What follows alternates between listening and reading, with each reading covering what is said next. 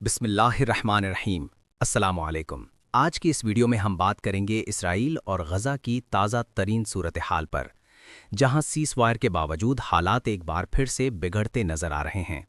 اسرائیل اور غزہ تازہ ترین صورتحال کیا ہے؟ تو جناب، تازہ ترین رپورٹس کے مطابق غزہ کے مختلف علاقوں میں اسرائیلی فورسز کی فائرنگ اور فضائی حملوں کے نتیجے میں 4 افراد جان بحق ہوئے، جن میں ایک نوزائیدہ بچی بھی شامل ہے۔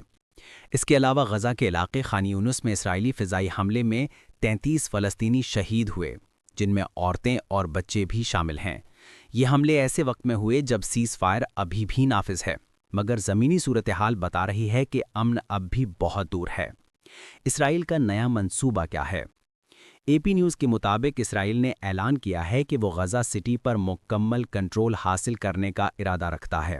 اس اعلان نے عالمی سطح پر شدید تنقید کو جنم دیا ہے، کیونکہ مبصرین کے مطابق ایسے اقدامات پورے خطے میں ایک نئے بحران کو جنم دے سکتے ہیں۔ غزہ میں انسانی صورتحال کیا ہے؟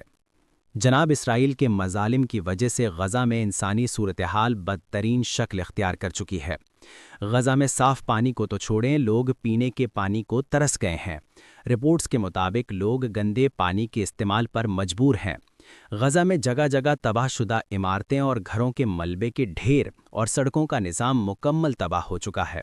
ویسے تو ہسپتال اسرائیل کے حملوں سے تباہ ہو چکے ہیں، اور جو موجود ہیں ان ہسپتالوں میں ایمرجنسی نافذ ہے۔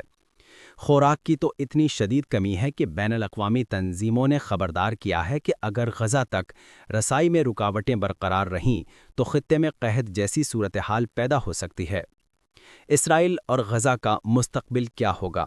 اگلے چند ہفتوں میں 3 میں سے کوئی ایک صورتحال غالب آ سکتی ہے۔ امکان نمبر 1، سیز فائر کمزور مگر برقرار رہے۔ یہ صورتحال تب ہوگی جب دونوں فریق کچھ عرصے کے لیے دباؤ کم رکھیں، مگر حالات بتا رہے ہیں کہ یہ سیز فائر زیادہ دیر نہیں چل سکے گا۔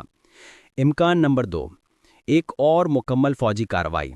اسرائیل کی موجودہ پالیسی اس بات کی طرف اشارہ کر رہی ہے کہ وہ غزہ سٹی پر دوبارہ براہ راست چڑھائی کر سکتا ہے۔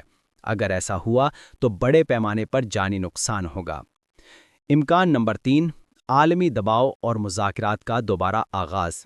اگر امریکہ، قطر، مصر یا اقوام متحدہ بھرپور سفارتی کوششیں کریں تو ایک نیا سیاسی معاہدہ سامنے آ سکتا ہے، لیکن موجودہ حالات میں یہ راستہ سب سے مشکل نظر آتا ہے۔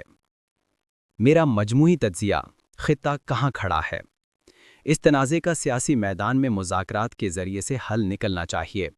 فوجی کارروائیاں اس تنازع کو حل نہیں کر سکتیں بلکہ مزید مسائل پیدا کریں گی۔ ایک غلط اقدام سے پورا مشرق وسطیٰ جنگ کی لپیٹ میں آ سکتا ہے۔ انسانی صورتحال بدترین سطح پر ہے۔ بین الاقوامی برادری صرف بیان بازی تک محدود ہے۔ یہ تنازع صرف 2 فریقوں کا نہیں ہے، یہ پورے مشرق وسطیٰ کے امن، استحکام اور مستقبل پر اثر انداز ہو رہا ہے۔ آنے والے دن بہت اہم ہیں اور شاید یہ طے کر دیں کہ خطہ امن کی طرف جائے گا یا ایک اور تباہ کن جنگ کی طرف۔ میری دعا ہے کہ یہ معاملہ خیر و عافیت کے ساتھ انجام پائے۔ اسی دعا کے ساتھ مجھے دیجیے اجازت۔ اللہ حافظ۔